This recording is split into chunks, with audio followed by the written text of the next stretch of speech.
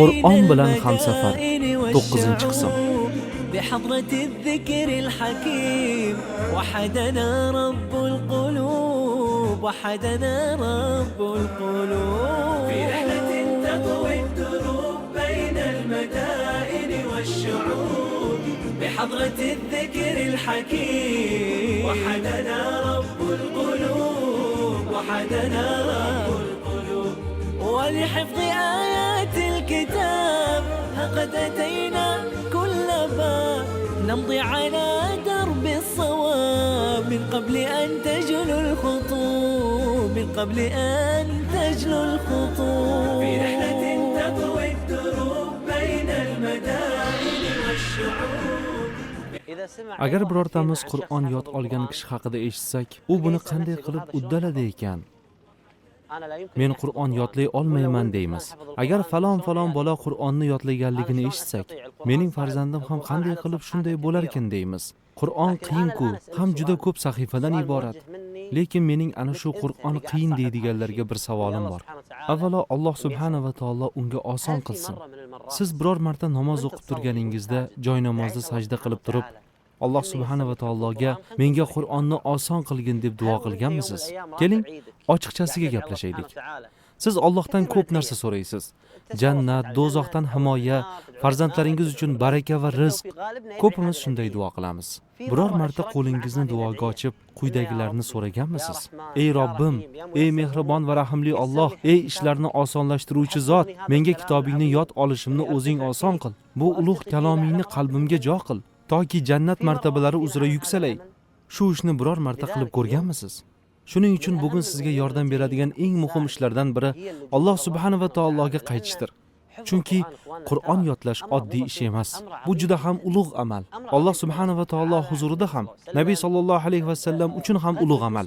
Alloh subhanahu va taoloning kitobini yod olgandan keyin sizning qadr qimmatingiz ham baland bo'ladi. Shuning uchun ham bu ishda sizga yengillik berilishi uchun Allohga xushuli va salim qalb bilan yuzlaning. Qur'on qiyin bo'lsa, uni osonlashtiruvchi faqat kandari emas, yoki onangiz, otangiz yoxud ustozingiz emas. Yo'q, ishlarni osonlashtiruvchi yolg'iz Alloh subhanahu va taoloning o'zi. Shunday ekan, agar so'rasangiz Allohdan so'rang. Yordam istasangiz Allohdan yordam so'rang. Bir oyatda aytiladi: kim Allohga tavakkul qilsa, Alloh unga kifoya qiladi. Alloh subhanahu va taologa tavakkal qilavering. Uning o'zi sizga tavfiq beradi. Hattoki umraga borganingizda tavof qilayotgan paytingiz, Safo bilan Marva o'rtasida 7 marta sa'y qilib turgan chog'ingiz, hajdalik paytingiz, duo ijobati uchun eng yaxshi vaqtlarni g'animat biling. O'sha paytlarda duoni tark qilmang. Azon bilan iqomat o'rtasidagi duo, safar paytidagi duo, yomg'ir yog'ayotgan paytdagi duo, Ramazonning oxirgi 10 kunligidagi duo. Mana shu paytlarda Allohga Qur'on yodlashni oson qilishini so'rab duo qiling. Albatta baraka topasiz va duoingiz ijobat bo'ladi. Alloh subhanahu va taolo aytadi: agar bandalarim sendan meni so'rasalar, men albatta yaqinman. Duo qiluvchi duo qilganda ijobat qilurman. Shuning uchun duo Alloh subhanahu va taoloning kitobini yodlashni osonlashtirishdagi eng asosiy qoidalardan biridir. Turkiya.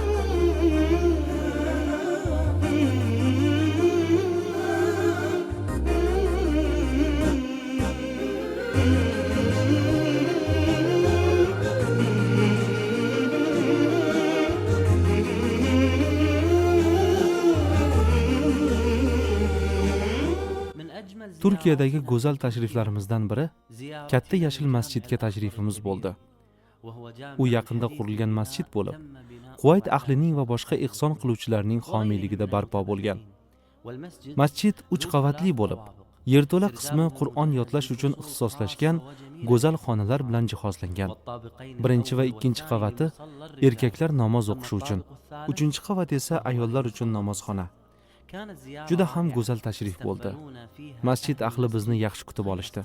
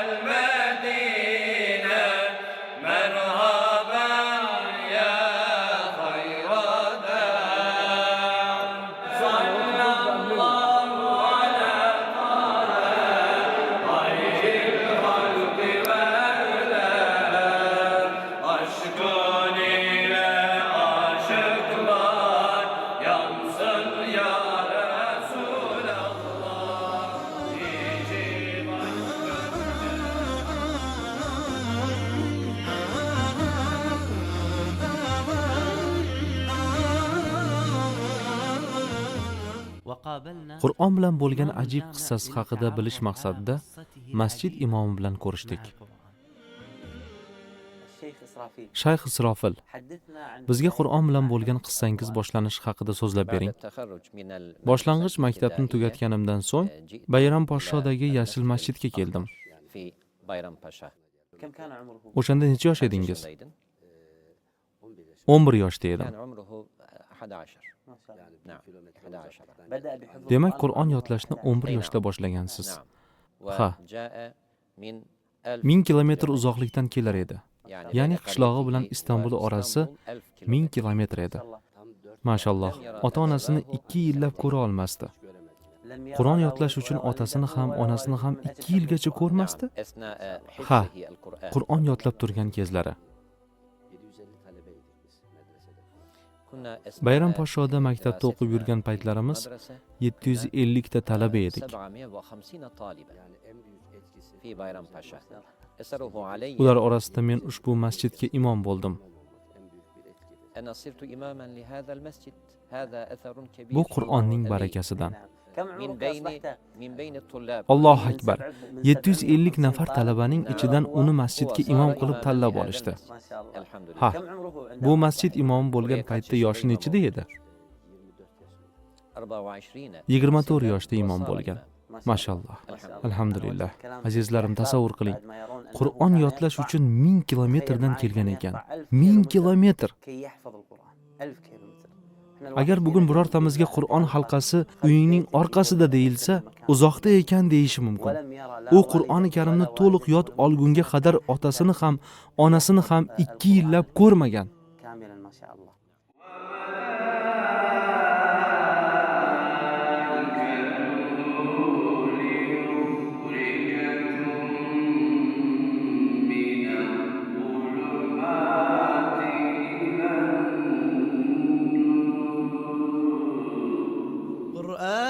أحيا بك وردد معانيك ورتلك بين الرجا والضراعة يا نور يا قرآن يا عز تاليك محبتك لي عند ربي شفاعة قرآني أحيا بك وردد معانيك ورتلك بين الرجا والضراعة يا قرآن يا عز تاليك محبتك لي عند ربي شفاعة قرآني أحيا بك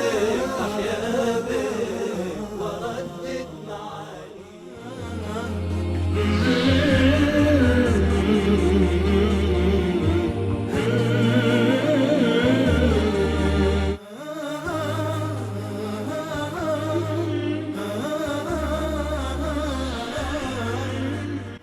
Hozir sizda Allohning izni ila uning kitobini yod olish istagi tug'ildi. Qur'oni Karimni yodlash safarida odamlar orasidan o'zingiz yaxshi ko'radigan kishilarni tanlab oling. Ularni o'z maqsadingizni amalga oshirishda sherik qiling. Sherik qiling deganda, misol uchun siz kabi Qur'on yod olmasligi mumkin yoki Qur'on yodlashga tayyor bo'lmasligi mumkin. Otangiz, onangiz, aka-ukalar, do'stingiz yoki hamkasbingiz, ular siz bilan birga sherik bo'lishsin. Ularga shunday deng: men Qur'onni yod olmoqchiman, menga yordam bering. Agar biror kun menda dangasalik yoki e'tiborsizlikni sezsangiz, menga nasihat qiling. Meni yana Alloh subhanahu va taolo kitobini yod olish yo'limga burib qo'ying. Bu ish sizga Allohning izni bilan juda ko'p yordam beradi.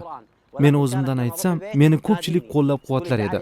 Onam Qur'on yod olmagan edilar, lekin men uyga kelishim bilan meni chaqirib, "Kel Faxt, mushafni ochib menga Qur'ondan biror nima o'qib ber" derdilar. Onam mendan Qur'on eshitish uchun emas, balki meni shijoatlantirish, ruhlantirish uchun shunday qilardilar. Otam ham shunday qilardilar. Menga Qur'on yodlatgan shayxim Misrga safar qilgan paytida o'sha yerdan meni chaqirib, "Sendan Qur'on eshitishni yaxshi ko'raman" derdilar. Bularning barchasi nima uchun? Chunki ular meni maqsadga erishish yo'limdagi sheriklarim edi. Siz ham hatto opa-singillaringizni, ahli oilangizni va tengdoshlaringizni ana shunday ulug' va go'zal maqsad yo'lida sherik qiling. Shunda ular sizni qo'llab-quvvatlasin, oqsab qolishlikdan saqlashadi, toki siz Alloh subhanahu va taoloning kitobini yod olish deb nomlangan go'zal safaringizni tugatib olguningizgacha. Misr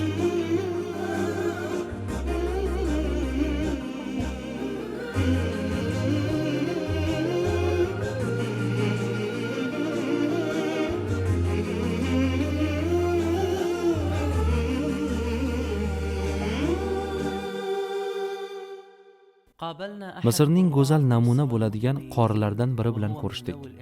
U maxsus yordamga muhtoj kishi. Bu uchrashuv Abror Misr tashkilotiga borganimizda bo'ldi.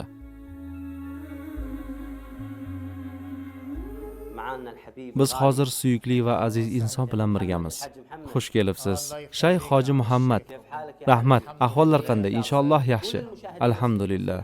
Tomoshabinlarimizga to'liq ismingizni aytib bering. Shayx Muhammad Hamidi Amin Abdulzohir Al-Diblavi. Mashalloh. Necha yoshdasiz? 33 yoshdaman. Umringiz uzoq va sermazmun bo'lsin, inshaalloh. Siz matematikada ko'paytirish jadvalida bilimdonsiz, shundaymi? Ha. Men hisob-kitobda yaxshiman. Ko'paytirish jadvalini, qo'shish, ayirishni ham bilaman. Arab grammatikasini ham. Men 2002-yildan beri haftada 3 kun markazga borganman.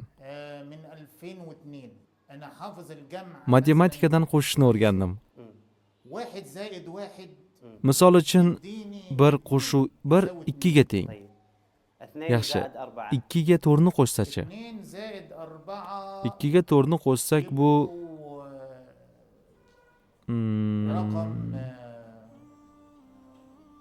2 ga 4 ni qo'shsak Habibim, Shayx Muhammad, mening maqsadim sizdan matematika haqida so'rash emas edi. Atayin undan matematika haqida so'radimki, men bilardim. Undan ko'paytirish jadvali yoki hayotdagi boshqa ko'plab narsalar haqida so'rasangiz ehtimol u javob bera olmasligi mumkin. Ammo Qur'onga kelganda Shayx Muhammad butunlay boshqacha. Shayx Muhammad, sizga juda chiroyli ovoz bor deb eshitdim, mashalloh. Inshaalloh Shayx, sizni Qur'onda sinab ko'raman. Tayyormisiz? Men o'qiyman, mendan keyin davom ettirasiz. Ha. إذا بلغت التراقي وقيل من راق وظن أنه الفراق والتفت الساق بالساق إلى ربك يومئذ المساق فلا صدق ولا صلى ولكن كذب وتولى إن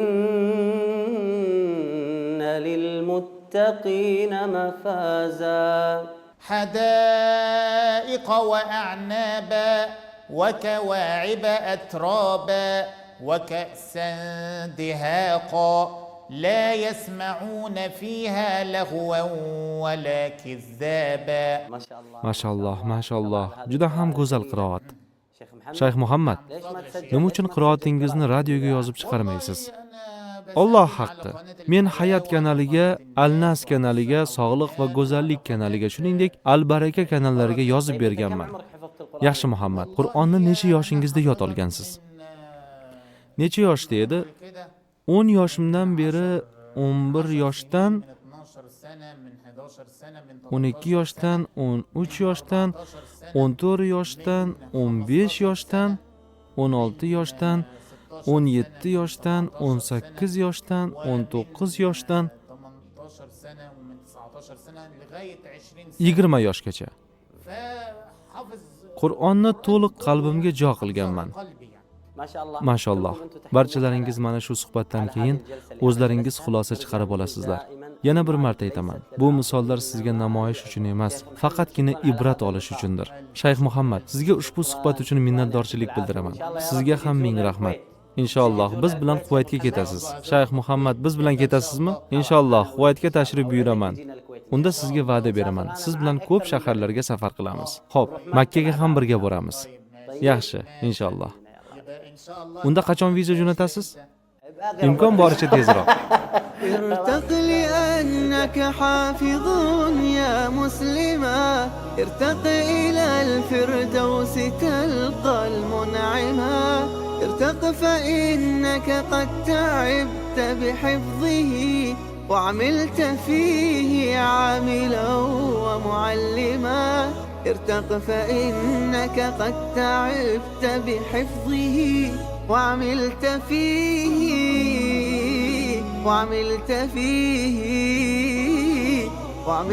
فيه عاملا ومعلما الجبال شاهقات على المدى تخشعن عند تلاوة القرآن.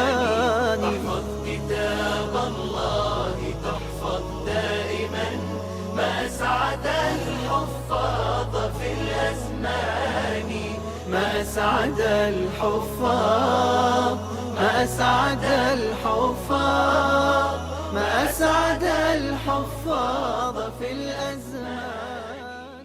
في رحلة تطوي الدروب بين المدائن والشعوب، وبحضرات الذكر الحكيم وحدنا رب القلوب، وحدنا رب القلوب.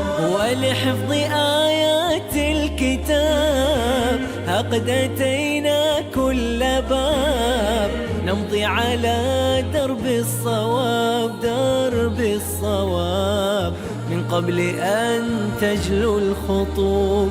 ولحفظ آيات الكتاب قد أتينا كل باب، نمضي على درب الصواب، درب الصواب، من قبل أن تجلو الخطوب، من قبل أن تجلو الخطوب. في رحلة تطوي الدروب بين المدائن والشعوب، وبحضرات الذكر الحكيم وحدنا رب القلوب، وحدنا